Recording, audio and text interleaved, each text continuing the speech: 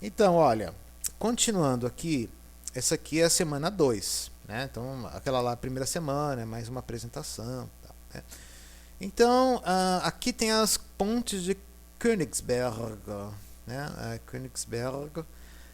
Em 1736, assim, na verdade, o professor, né, Fabrício Olivetti, eu acho que ele não colocou ah, o nome de Leonhard Euler, né? Ah, mas foi Euler, né? Euler que se interessou por esse problema. Né? Na verdade, era apenas, né, uma brincadeira das pessoas que visitavam ou moravam naquela cidade, né? Que era a Prússia, que agora pertence à Rússia, né? É, e as pessoas faziam uma brincadeira, né? Tentar fazer um passeio, mas no passeio você tinha que incluir cada uma das pontes, sem faltar nenhuma, né? Mas passar, né, em cada ponte uma única vez, não podia passar duas vezes, né? E ninguém até então tinha conseguido, né? Aí o Leonhard Euler, né, ele se interessou pelo problema do ponto de vista matemático, né? E aí qual que foi a ideia dele? Né? Ele interpretou as regiões, que são três regiões continentais aqui e uma ilha. Interpretou como vértices e as pontes como arestas, né? Então, fazendo um desenho aqui, né, antes de mostrar, olha só como que ele interpretou, né? E aí tem gente querendo entrar, né? E aí ele chegou à conclusão que para esse passeio existir, para o passeio existir, tá? Era necessário, uma condição necessária, que ou você tivesse exatamente dois vértices, né, com um número ímpar de arestas incidentes e os demais tudo com um número par, né, de arestas incidentes, ou todos os vértices tinham que ter número par de arestas incidentes. Então, só que ele descobriu a condição necessária, né? Então, assim, às vezes você pode até pensar que é fácil, né, você se localizar numa condição necessária e suficiente. É isso ou é aquilo, né? É necessário ou é suficiente, né? Mas ontem eu tive uma ótima ideia, porque uma aluna veio no meu atendimento ontem, né? Eu, de repente, teve uma ideia. Ó, pensa assim, todo abacate é verde, né? Todo abacate é uma fruta verde. Aí se você perguntar, toda fruta verde é um abacate? Não, o limão, por exemplo, é uma fruta verde e não é abacate. Então, assim, para você se localizar, o que é condição necessária? O que é uma condição suficiente, né? Você pode pensar em algo prático, né? Tem mais gente querendo entrar. Pensa em qualquer situação prática, né? Esse negócio da fruta aí, assim, ela achou até legal, né? É muito fácil de se lembrar. É uma condição necessária. O abacate tem que ser verde, né? Mas ela não é suficiente. Se eu falar assim, ó, tem uma fruta, ela é verde, né? É o suficiente para você dizer que é um abacate? Não, né? Então não há problema nenhum, né? Você criar, mas cada um pode criar uma situação, né, de que gosta mais, né? Então quem não gosta nem de abacate nem de limão pode criar, certo? Uma outra frase mnemônica, uma frase que vai te ajudar, uma frase que vai estar sempre te ajudando a fazer a diferença entre o que é condição necessária e o que é condição suficiente, tá? Então ela gostou desse exemplo, né? E aquilo lá vai ajudá-la, né, daqui para frente a questão da fruta verde, né? Então assim, né? Então o que Euler provou, né? Que essa condição era necessária. Ele provou que era suficiente? Não, né? Quem provou que era suficiente e completou, né, o trabalho de Euler, né, foi o Karl Heerholzer, né, em 1871. Mas eu não vou perguntar datas, tá? Não pergunto datas. Mas os nomes são importantes, né? Euler, né?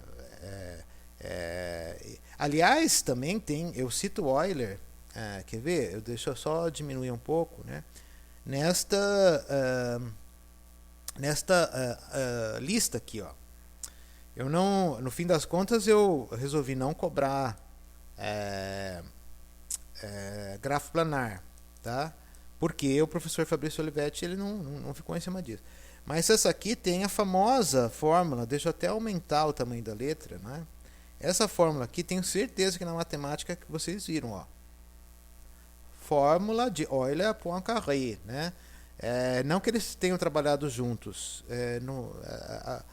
Houve uma época na Europa em que os matemáticos eles descobriam em paralelo até.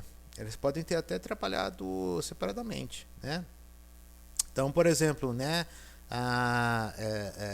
o cálculo, todo mundo fala assim, a teoria do cálculo foi introduzida por Newton e por Leibniz, né? Mas eles não trabalharam junto, eles fizeram separadamente. Eu posso estar me enganando nos nomes também, porque eu sou péssimo, né? Então, por isso que eu até acho bom que a prova, né, você pode consultar o material, né?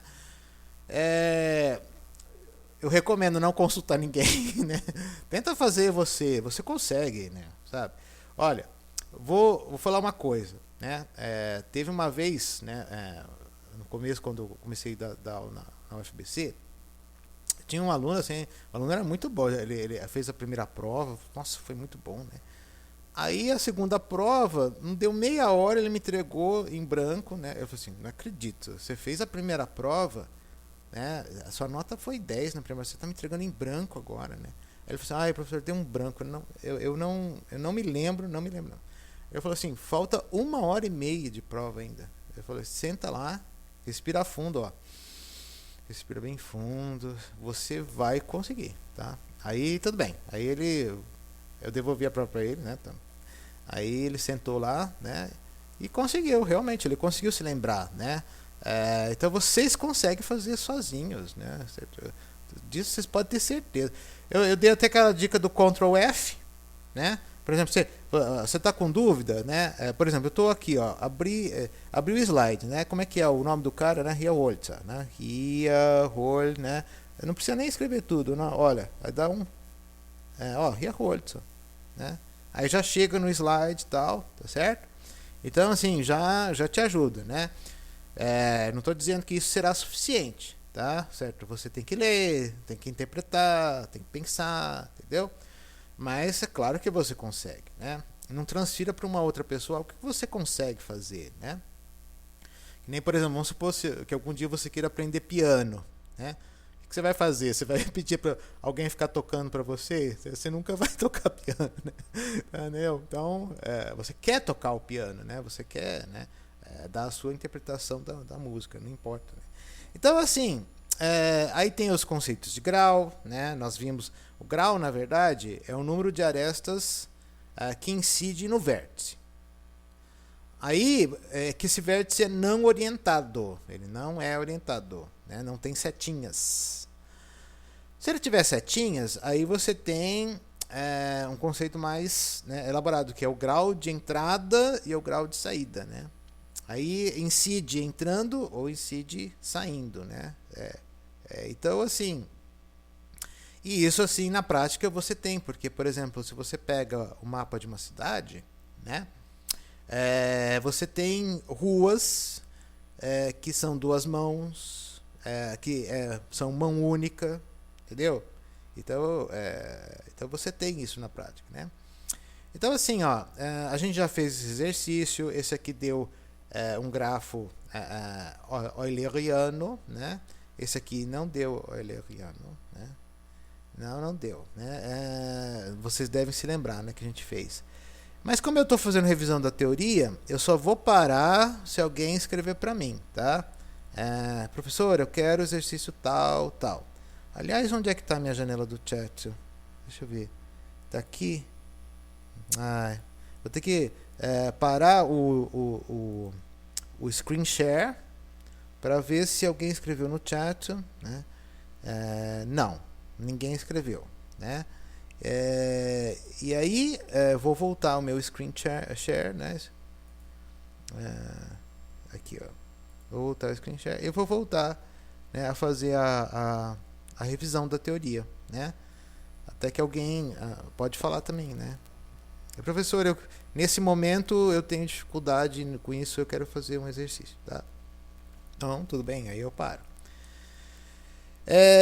Grau e rede social, né? Então, redes sociais, o pessoal quer estudar muito rede social, né? Assim, mas também isso aqui é um exemplo de quem vai trabalhar em sociologia, psicologia, né? Quem for trabalhar, aí você vai pensar, poxa, mas quem trabalha em psicologia precisa estudar comunicação em redes, né? Nossa, olha, é difícil, viu? Alguma coisa de que a gente não precise, né? Hoje, porque, por exemplo, antigamente, né, biologia, quem era biólogo, ele não ficava assim mexendo com planilha, né? Que nem a planilha que eu uso é o LibreOffice, né? Ele coletava os dados e dava para um técnico, para o técnico devolver estatísticas, né? Então, por exemplo, em medicina é muito comum o médico ele manda você fazer exames, aí os exames são feitos no laboratório. Aí depois que quando você vai no retorno, né? Você faz uma consulta no médico, você vai no retorno, você vai entregar os resultados do laboratório. Né? Aí o médico só vai analisar os dados lá, né? O extrato estatístico do que o técnico de laboratório concluiu com a análise dele. Aí o diagnóstico é o médico que vai dar. Então, assim, mas hoje em dia muitas pessoas, por exemplo, a medicina, estão tendo que aprender a mexer com planilha, estão tendo que aprender a mexer com programas, né? Então, hoje está bem mais diferente, né, que antigamente, né? E aqui, por exemplo, olha, esse aqui é um exemplo de grafo direcionado. E ele é quase uma árvore, né? Ele é quase uma árvore, porque deixa eu me ver se eu acho que é melhor não arriscar não, porque slideshow, né? Start from current slide. Isso, aí fica um pouco maiorzinho, né? Ele não é bem uma árvore porque aqui na verdade isso aqui não é um ciclo, né? Porque eu não conseguiria voltar, né? Isso aqui eu não conseguiria voltar, porque veja bem, apesar de você poder ir nas duas direções, saindo daqui eu não consigo voltar para a aranha. Né? E saindo daqui eu não consigo voltar. Isso aqui não é um ciclo, isso aí é chamado um fechamento, né? Então continua sendo uma árvore isso aqui, tá? Isso é só um fechamento, não é um ciclo. Quer dizer, por exemplo, aqui se eu tirar esta aresta, o meu grafo continua sendo conectado, né? É aquela sutileza, né? Você se lembra que eu falei assim, gente, na lista tem uma sutileza, uma pegadinha ali, ó. Será que é aqui na segunda? Não. É aqui, ó. Um grafo é minimal, minimal ou minimamente conexo, né? Se ele se desconecta ao retirar qualquer aresta. Se eu retiro uma... Então não é o caso desse grafo aqui, porque eu posso tirar essa aresta aqui, que vai para a aranha ou que sai da aranha, né? Então ele não é minimamente conexo, só que ele é uma árvore, porque ele não tem ciclos, não tem como. Se você, mesmo aqui, ó, que você pode voltar, mesmo que você saia da aranha, né, você não consegue voltar nela, né? Se você sai daqui, ele tem um fechamento, mas ele não tem um ciclo, então continua sendo árvore, né? Então, olha só que perguntinha pegadinha mesmo, ó. Podemos dizer que toda árvore é minimamente conexa? Não é verdade, né? Mas todo grafo minimamente conexo, ou minimal, se você quiser, né? Tem gente querendo entrar. Ele é árvore, né? Aquela história, né? Todo abacate é uma fruta verde, mas nem toda fruta verde é abacate, entendeu? Então, por isso é para chamar a atenção dessas coisas lógicas aqui, o problema de lógica, né? Nem toda árvore é minimamente conexo, mas todo grafo minimamente conexo é árvore, tá? Então, assim, grau e cadeia alimentar, aí tem os conceitos de grau de saída, grau de entrada, né? Tem exercícios na lista, então caso vocês queiram, né, Vamos supor que alguém se lembre aí que tem dificuldade com isso. Podemos parar aqui. Aí vou esperar você me fazer parar, tá bom? Eu paro aqui, a gente faz exercício, tá?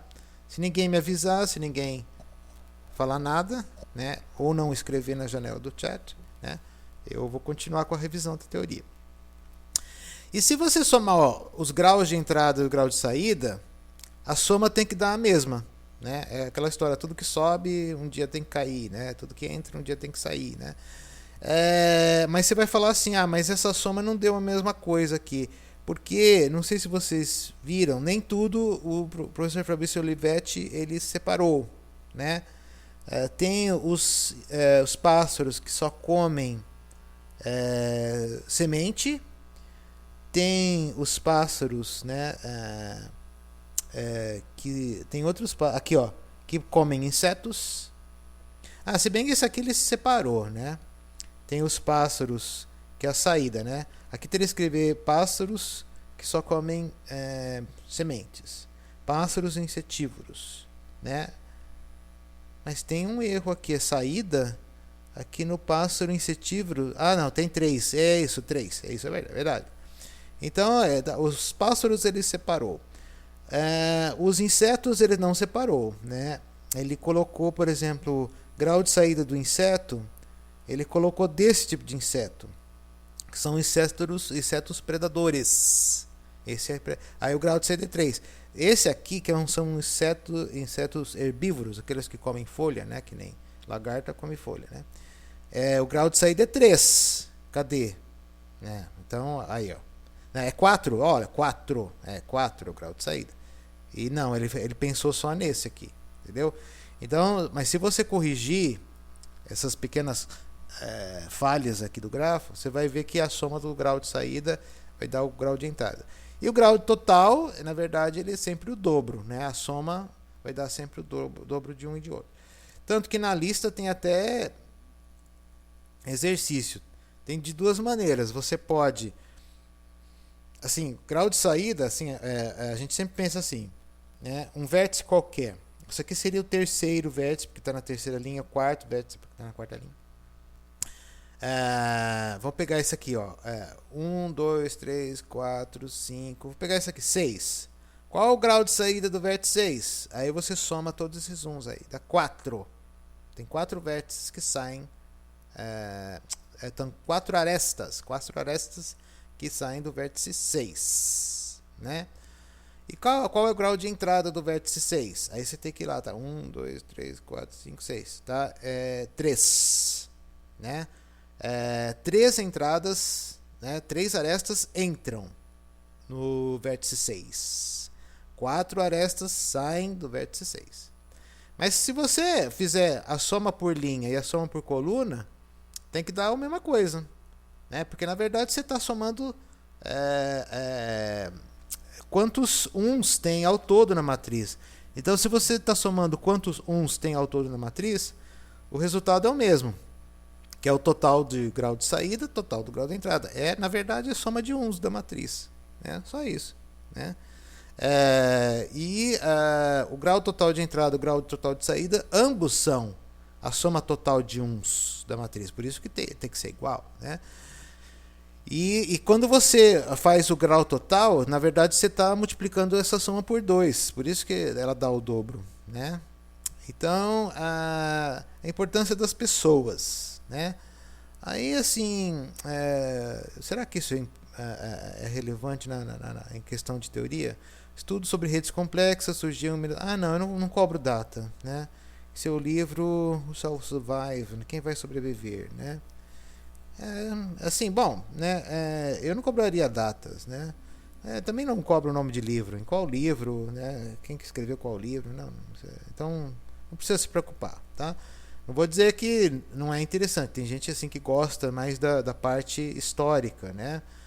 Por exemplo, em matemática tem a história da matemática. Eu acho que tem até uma disciplina na UFBC que é história da matemática, né? Eu acho que é optativa. Então, assim, tem gente que gosta disso, tá? Então, assim, vale a pena, né? Que eu não cobro isso, né? Problemas reais são redes. né? Aí você pode perguntar, tudo é rede? Não necessariamente, né? Como é que, né? Assim, você pode até, né, criar modelo de rede, né? Mas será que tudo é modelado por rede, né? Então, se você for ver, por exemplo, né, você quer aprender técnica de canto, você vai ter que usar modelo de rede para aprender técnica de canto, né? Um professor de canto, né? Tem uma amiga que fez, né, aula de canto. Nossa, e ela canta muito bem, né? Assim, ela nem sabia que ela era capaz de cantar, né? Ela era uma pessoa muito tímida, né? Ela ficou, né, super entusiasmada. Ela deu show também. Ela não é, né? Não vou dizer, ela não é assim da mídia, tá bom? Certo? Mas a voz dela é muito bonita, né? Tem até os músicos da escola de música e ela faz solo, né? E então, assim, você precisa de redes para estudar canto, né? Não, acho que não, né? Acho que ela não precisou, tá? Então, não vai pensar assim, tudo é rede agora, né? Que nem a estatística, né? Tudo é estatística. Certo. Então, nem tudo. Mas você usa redes para resolver problemas práticos, né? O problema do caixeiro viajante é um dos que a gente viu. Tem duas versões, né? Tem o problema aberto e o problema fechado, tá? Então, o problema aberto, o caixeiro viajante ele não tem que voltar para a cidade de onde ele partiu, tá? Vamos supor que ele parta de München e vai para Hamburg, né? E não precisa voltar. Então ele pode fazer até um zigue-zague. Nem sei se o caminho mais barato, o caminho aberto, vai ser um zigue-zague. Não sei, tá? Mas depois de você conseguir um zigue-zague, se você conectar, né, daria um caminho fechado, mas não vai ser o caminho mais barato, o caminho fechado mais barato. Não. Ainda por cima vai cruzar com um monte, né, aqui. E eu vou falar uma coisa para vocês, né? Isso é um resultado. Você vê, aqui tem, às vezes tem umas perguntas de teoria, né? A colega de vocês ontem, ela quis que eu mostrasse como é que chega nessa fórmula, né? Então, assim, se alguém tiver curiosidade, né, eu posso fazer, né? Mas falando rapidamente, né? Essa primeira você pode provar por indução, né? Porque se você tem só dois vértices e uma aresta, isso é um grafo minimal aí, um grafo minimamente conexo. E aí é verdade, né? 2 menos 1 é igual a 1, né? Aí você faz por indução. Pega um grafo que é minimamente conexo, tá? Ele tem V vértices e A arestas, tá? Então vamos supor que é verdade, que A é igual a V menos 1. Agora eu quero adicionar um vértice e uma aresta. Mas não pode ser um vértice que já é do grafo. Não pode. Porque se você adicionar uma aresta entre dois vértices que são do grafo, se você retirar, ele vai continuar conexo. Não é, então, minimamente conexo, tá? Então tem que ser um vértice novo. Aí vai ser uma aresta nova. Aí o que vai acontecer com a igualdade A igual a V menos 1? O V vai somar 1 e o A vai somar 1 e vai continuar igual, tá? Então, vale para dois vértices com uma aresta, tá? Supondo que vale para um V qualquer, né? V com A qualquer, né? A igualdade A igual a V menos E, A igual a V menos 1, você prova que vale para V mais 1, né? Então, acabou, né? Então, é indução finita, é o princípio da indução finita na matemática, né? E esse aqui, aí você considera o seguinte: cada vértice está ligado a quantos outros? A V menos 1, que é o total de vértices é V, né? V menos 1, porque ele não vai ligar a si mesmo. Ele não vai ter uma aresta que vai sair dele e vai voltar nele, porque aqui eu já descartei, né? Isso aqui é típico de grafo simples. Então cada vértice está ligado a V menos 1 vértices. Então você vai V vezes V menos 1. Só que nessa contagem V vezes V menos 1, você está contando cada aresta duas vezes, né? Porque se um vértice V está ligado a um vértice W, na hora que você chega no W, você vai pensar na aresta que liga o W com o V. Você está contando duas vezes. Então você tem que dividir por 2, tá certo? Mas você pode fazer por indução também. Aí você vai ver que o mínimo é V-1 e o máximo é V vezes V-1 por 2. É assim que prova, né? Mas assim, se alguém quiser com mais detalhes, né, eu faço assim até na prancheta. Né? Então eu faço até na prancheta, porque eu fiz desenhos para elas, né? Desenhei pontos, né? Desenhei arestas, né? Aí deu certo, entendeu? Então, no caso de um grafo completo, o que vai acontecer, né? Se você quer saber qual que é o caminho do caixeiro viajante, seja o aberto ou fechado, num grafo completo, então não vai poder ter cruzamento, tá? Não vai poder ter cruzamento.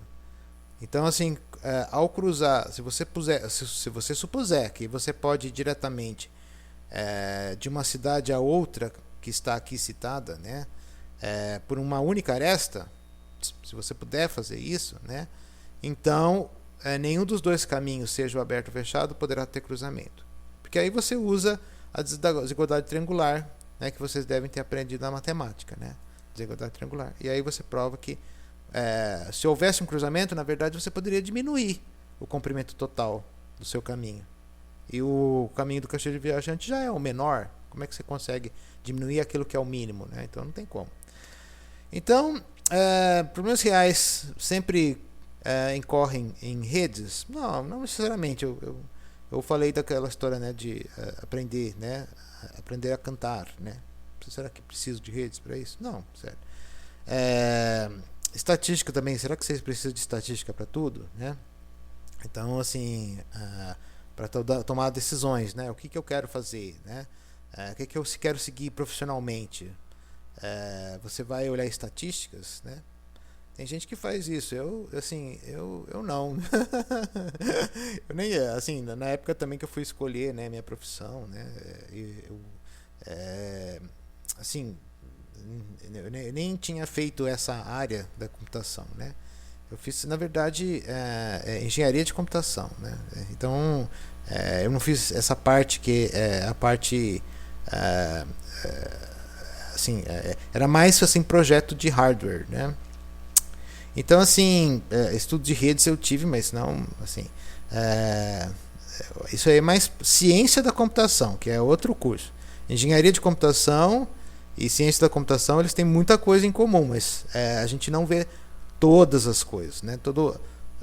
Se você cursa engenharia de computação, não é que você vai ver tudo que alguém vê quando cursa ciência da computação, tá? E vice-versa também. Tem coisa da ciência da computação que você não precisa fazer na engenharia da computação, tá? Então, aí que tá, né? Aí tem o caixeiro viajante, aí também tem um caso prático aqui. Será que eles utilizaram o algoritmo do caixeiro viajante para fazer o turnê deles? Não, certo? Não necessariamente. Porque há outros fatores envolvidos ali, né? Quando uma banda ela faz uma turnê, tudo depende, né? Eles vão se apresentar aonde? Aí eles têm que alugar, né? Eles vão ter que pagar, né, um lugar para se apresentar. Aqui em São Paulo, né, o ginásio do Ibirapuera ele costuma ter muita banda ali, né? Mas tem agendamento, tem assim, para você encontrar, né, uma vaga, né, uma banda que quer se apresentar lá, né? Aí você tem que ver todo mundo que já agendou, né? Então tudo depende de agendamento também. Não é que agora eu quero ir para cá, agora eu quero, não é que eu quero. Né? Tudo depende de poder, né? E de poder fazer. Se tem uma vaga no agendamento, né? E assim vai, né? E também eles começam a vender ingressos, né? Então onde vendeu, né, mais rápido, né? Também é melhor já fazer ali, porque enquanto assim ele está fazendo a turnê num lugar, ele pode ainda ver como está sendo a venda em outra cidade, né? Então se está demorando mais para vender em outra cidade, então tem até grupo que acaba cancelando, né? Se as vendas foram muito fracas, né? Então assim, né? Problemas reais, entregas, né? Placas de circuitos elétricos, encramento. Você pode pensar em vários, né? Vários exemplos práticos, né? Então, como você vai modelar usando redes, né? Então, o caixeiro viajante, na verdade, tem algoritmo, na verdade, é algoritmo heurístico. Vou até mostrar para vocês por que é heurístico. Porque se você for ver todos os caminhos possíveis de caixeiro viajante, seja aberto ou fechado, né? Olha só, com 36 vértices, você precisaria... acho que isso aqui dá mais de uns 10 bilhões de anos. Entre, né, o Big Bang, né, e a próxima contração do universo, ainda dá menos do que isso, né? Não sei se são a estimativa que são 10 bilhões ou 13 bilhões de anos, né? Entre uma contração e outra, né, do universo são em torno de uma 10 de bilhões de anos, né? Então não daria nem para esperar, né? O universo se formar e terminar, você não conseguiria saber, né?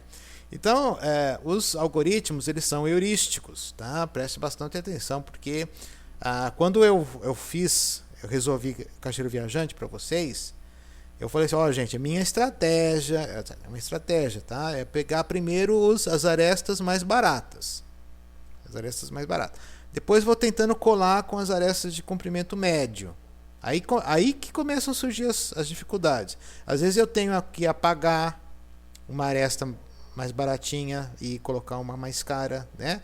Porque é o tal negócio. Às vezes duas arestas baratas com uma aresta cara, né? Às vezes é mais barato do que 3 de comprimento médio, né? Ou às vezes é mais caro.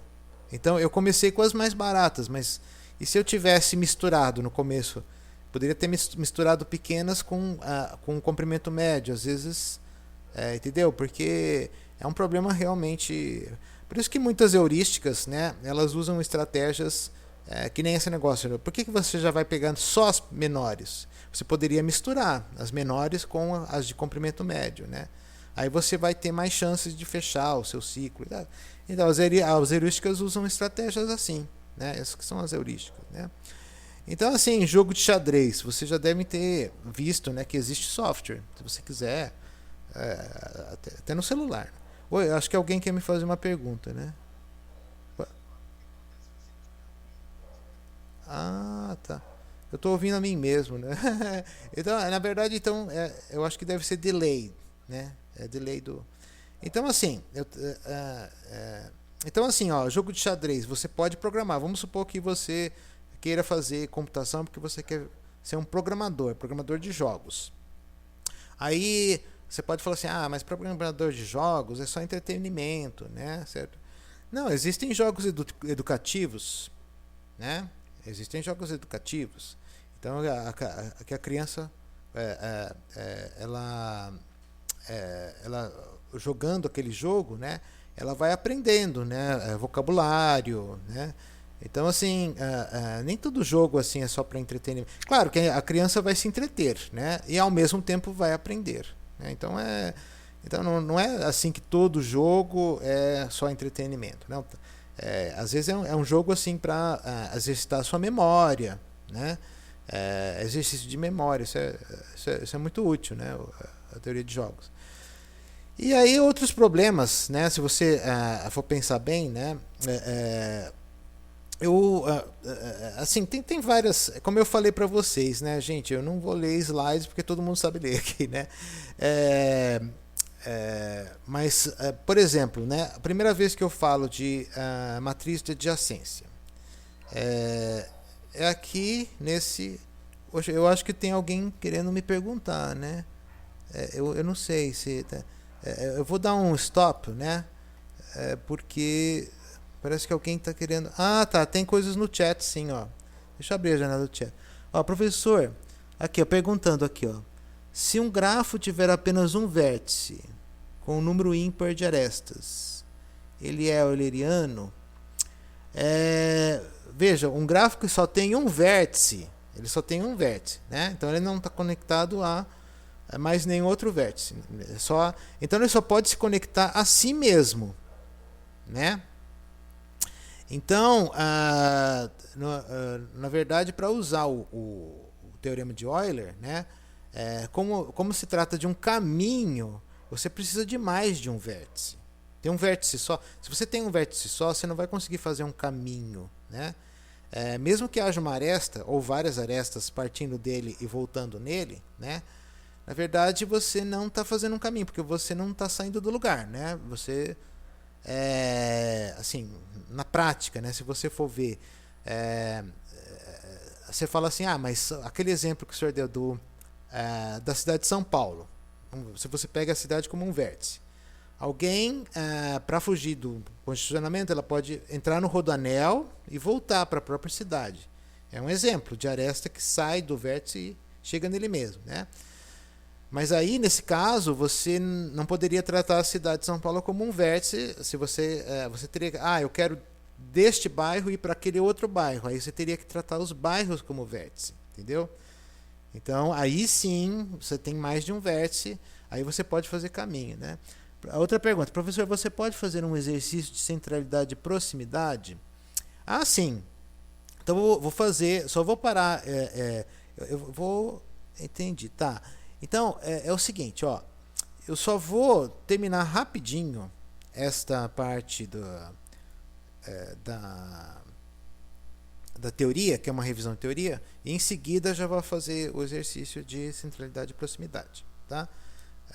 Terminar rapidinho. Então, aqui foi a primeira vez que eu falei de matriz, né, de adjacência, porque não tem como você chegar para o computador, né, mostrar uma figura para ele, se vira aí agora. Não, não tem. Você tem que colocar na linguagem do computador, né, essa linguagem do computador, né. Então, e vice-versa. Então, todo grafo ele tem uma representação, né, por matriz de adjacência e vice-versa, tá? E essa é a linguagem do computador, por exemplo, o GEF. Você tem que dar a lista de vértices, a lista de arestas, né? O GEF, na verdade, não basta dar a matriz de adjacência, não. Você tem a lista de vértices e a lista de arestas, né? Por isso que na prova vai ser opcional, tá? Então, por exemplo, se alguém gostou muito do GEF, eu adorei o GEF, então eu só penso no GEF, né? Então, assim, vai ter o trabalho de montar, você vai ter o trabalho de montar a lista, mas depois que montou a lista, você pode fazer o que você quiser. Centralidade de betweenness, né, que eu não vou cobrar cálculo, só vou cobrar o que significa a betweenness, né? O que significa, né, a PageRank, né? O que significa, né, isso, autovetor. O que significa centralidade de autovetor, né? Então, assim, os grafos direcionados, eles já não dão uma matriz simétrica, tá? Essa aqui é uma matriz simétrica porque o grafo é não direcionado. O grafo direcionado ele já não dá uma matriz simétrica. Grafos ponderados, tá? Aí você coloca o valor do peso aqui nas arestas. Quando é grafo ponderado, é muito comum, ao invés de colocar zero, a pessoa colocar infinito. Quer dizer, infinito, por exemplo, se eu quiser ir direto do E até o C, você paga infinito. É impagável, não há como pagar. A menos que você escreva no enunciado, olha, né? O zero, no meu grafo ponderado, o zero significa que não tem conexão, tá? Então, você tem que deixar claro isso. Porque existem arestas de peso zero? Existem, né? Eu dei aquele exemplo da... Quem já pegou metrô e teve que fazer... trocar de estação entre a estação Paraíso e a estação Consolação. Eu acho que é Paraíso e Consolação. Você paga zero, né? Você sai de uma, aí você vai numa esteira, né? Escada rolante ou escada normal mesmo, né? O corredor. Então você paga zero para ir de uma até outra. Aí você fala assim, bom, tudo bem. Esse exemplo do metrô, né? Ele só faz sentido se você tivesse o custo de ir de uma estação para outra, saindo da estação e entrando na outra, né? Aí você tem que pagar de novo. Aí seria, né? Qual seria o custo de eu sair de uma estação, né? Pode pensar, você vai ter que pagar outro bilhete, né? Agora eu não sei se tem um desconto, né? Havia o bilhete único antigamente. Se você usava o bilhete único em menos de 1 hora, né, eu acho que você tinha um desconto. Né? Então, mas pode ter aresta com custo zero. É por isso que está escrito, ó, preste atenção, ó. O custo em atravessar certo trecho de rodovia, nesse caso é melhor colocar infinito em vez de zero, tá certo? É melhor. A não ser que no enunciado você deixa claro, ó, o zero aqui significa que não tem conexão, tá? Não significa que você não pague nada, não, tá? Então, essas são as redes ponderadas, tá? Redes como listas de arestas, né? Lista de aresta. Bom, eu não, num slide seguinte eu falei das listas de adjacência, né? Então tome cuidado, porque a lista de adjacência ela é uma outra maneira de interpretar, né, o grafo, né? E o resultado de busca, por exemplo, o resultado de busca em profundidade que usa a lista de adjacência. Busca em profundidade usa a lista de adjacência. O resultado dele depende muito da lista de adjacência que você resolveu escrever. Você quer em ordem alfabética, ou em ordem alfabética inversa, ou não ordenar, você não vai ordenar, está tudo misturado ali, tá? Não tem ordem nenhuma, né? Então, a busca em profundidade ela depende muito da sua lista de adjacência, tá? Então tome cuidado. Mesmo a busca em largura, a única coisa da busca em largura que vai ser constante, da busca em largura, vai ser constante mesmo, é que o caminho do seu vértice de origem até qualquer vértice de chegada vai ser aquele que tem o menor número de passos, tá? E às vezes ele não é o único, então pelo fato de não ser o único, a árvore da busca também nem sempre é única, a menos que você coloque aquelas coisas de ordem alfabética, como eu coloquei, né? Então, às vezes nem tudo está conectado. Olha, até ele, né, escreveu aqui, eu acabei não lendo, né, para vocês, né? Mas, por exemplo, corais, né? Esse aqui é um coral e esse aqui é um outro coral, né? Quem canta em coral sabe, né? Nem todo coral é igual, né? Tem o coral que gosta de jazz, outro de música clássica, né? Então, eles, né? Então, assim, isso aqui é rede desconectada. Oi, certo? Alguém está me fazendo uma pergunta. Pode perguntar. Pra cá. Ah, sim, exatamente. É isso mesmo. Eu acho que é a Daniele que está falando, a única, né? Então, ó, você não precisa fazer conta. Quem vai fazer as contas às mãos, né? Certo? Centralidade. As únicas que eu fiz à mão foram centralidade de grau e de proximidade. Essas foram as únicas que eu posso pedir para fazer, né, à mão. As outras eu só posso pedir para você explicar o que significa, né? Qual que é o significado dela, né? Qual que é a diferença de uma para outra, tá bom? Certo? Então, assim, isso eu posso pedir, porque aí você não vai fazer conta, você só vai ver o significado teórico dela, né? E como metade da turma quer teoria, então, né? Mas, assim, não é ruim, né? Tem gente que gosta só de exercício prático, mas não é até bom para você saber usar, né, a teoria, né? Você saber usar a nomenclatura, tá? Então, por exemplo, rede desconectada, rede conectada, né? Então, bom, esse aqui é o último slide, então eu vou fazer uma pausa e vou resolver o último slide da semana 2. Então eu vou fazer uma pausa e vou resolver exercício de centralidade como me pediram.